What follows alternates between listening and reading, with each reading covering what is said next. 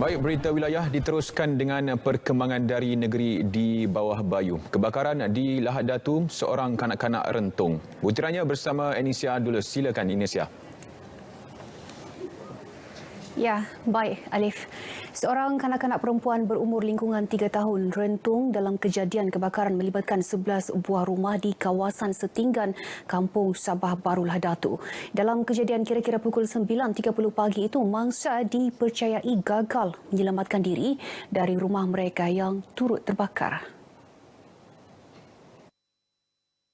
Menurut Ketua Balai Bomba dan Penyelamat BBP Lahad Datu, Somswar Rashid, pihaknya menerima panggilan kecemasan pada 9.52 pagi. Seramai 8 anggota dan pegawai bersama 2 jentera dikerahkan ke lokasi kejadian.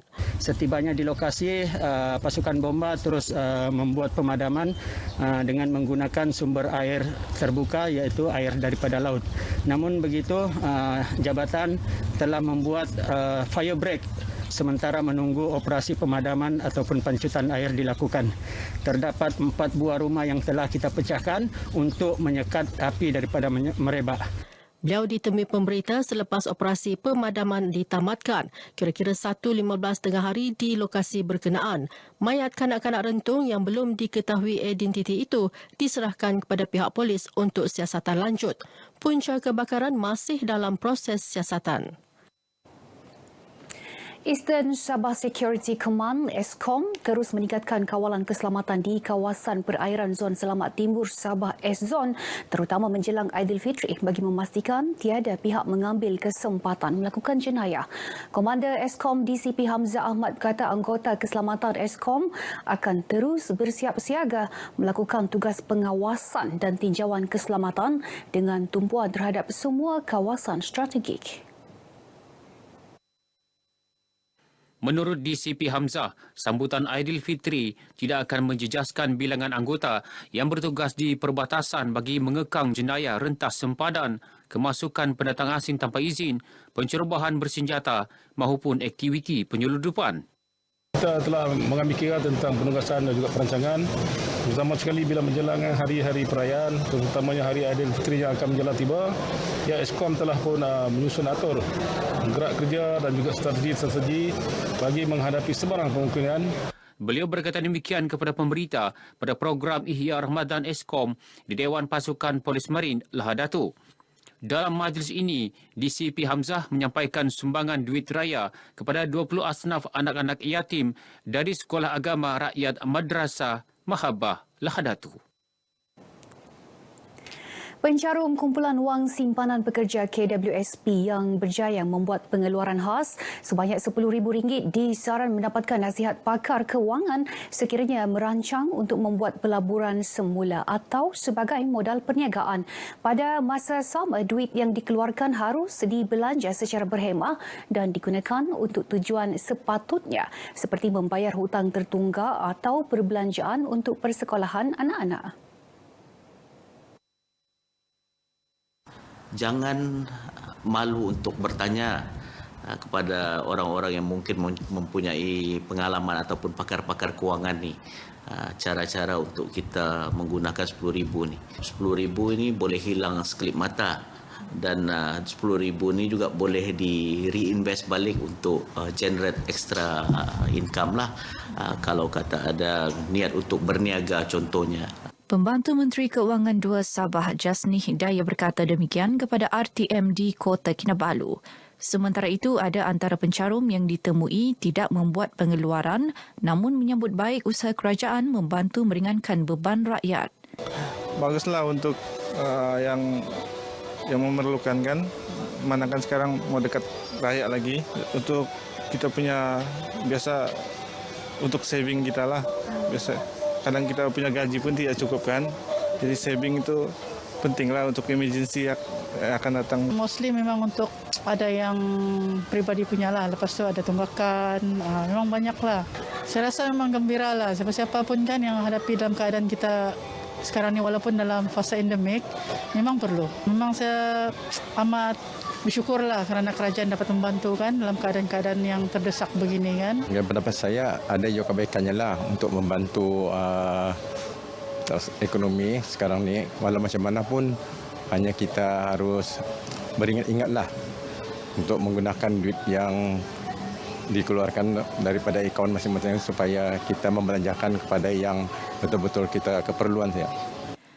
Ahad lalu, Menteri Keuangan Tengku Datuk Seri Zafrul Abdul Aziz mengumumkan pengeluaran KWSP sebanyak RM10,000 diawalkan kepada 18 April daripada 20 April yang diumumkan sebelum ini. Pelbagai usaha dan pendekatan diambil bagi memperhebatkan lagi pelaksanaan aktiviti dakwah di Sabah.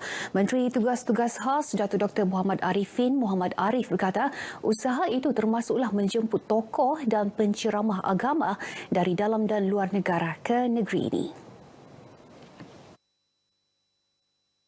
Datuk Dr. Muhammad Arifin berkata ia bagi membolehkan sesi perkongsian ilmu disampaikan sekaligus menyemarakkan lagi penyebaran dakwah.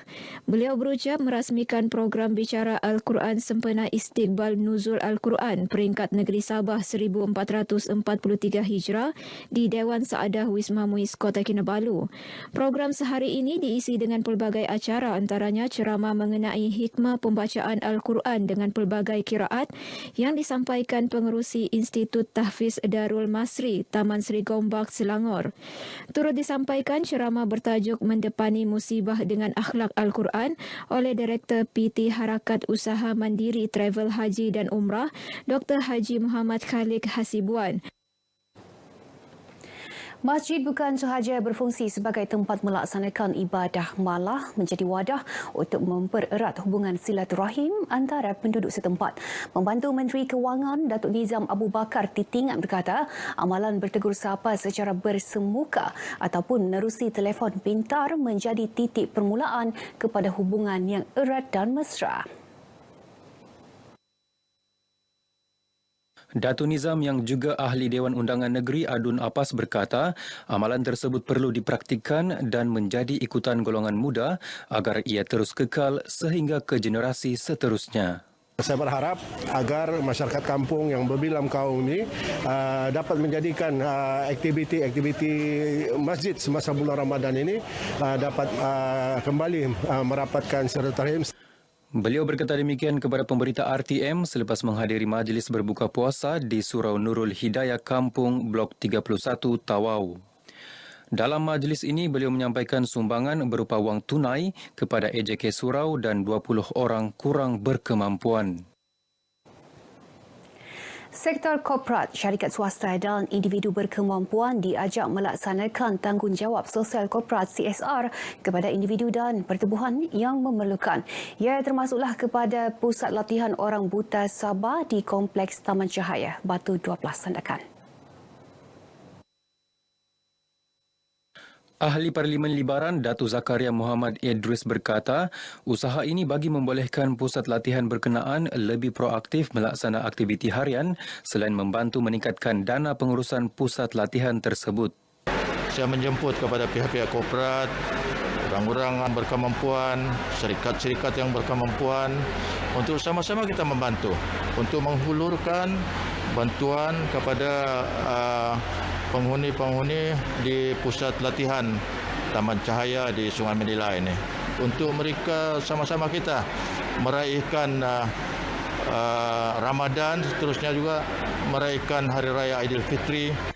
Beliau berkata demikian kepada RTM selepas majlis penyampaian sumbangan kepada pelatih Pusat Latihan Orang Buta Sabah di Sandakan. Penghuni rumah anak yatim dan berkeperluan khas Baitul Amin di Pitas terus mendapat perhatian daripada Pertubuhan Kebajikan Al-Fatih Sabah. Pengerusinya Ustaz Farid Liman berkata sumbangan wang tunai berjumlah RM1,050 daripada orang ramai bagi meringankan beban yang ditanggung pihak pengurusan rumah anak yatim berkenaan. Alhamdulillah, ini adalah program yang telah kita rancang sebelum puasa hari itu bersama dengan tim Al-Fatih Sabah dan kita telah lancarkan tabung untuk ihram Ramadan ini dan ini merupakan program kita yang ke-6 dan Alhamdulillah kita telah sampaikan amanah yang telah diberikan kepada kita. Beliau berkata demikian kepada RTM selepas program iftar bersama anak-anak yatim berkenaan di Pitas. Turut disampaikan barangan keperluan harian dan barangan elektrik kepada pengerusi Masjid Daerah Pitas Ismail Ibrahim mewakili Rumah Baitul Amin. Kami daripada anak yatim rasa bersyukur atas pemberian daripada Persatuan Al-Fatih, iaitu kita punya Dato' Farid, Dato' Laiman. Jadi sumbangan ini memang perlu untuk anak-anak yatim yang memerlukan seperti bahan dapur dan lain-lain lagi lah. Baik, sekian berita dari Sabah. Teruskan bersama berita wilayah untuk perkembangan semasa dalam negeri. Kembali bersama Alif. Alif, silakan. Ya, baik. Terima kasih, Enisia.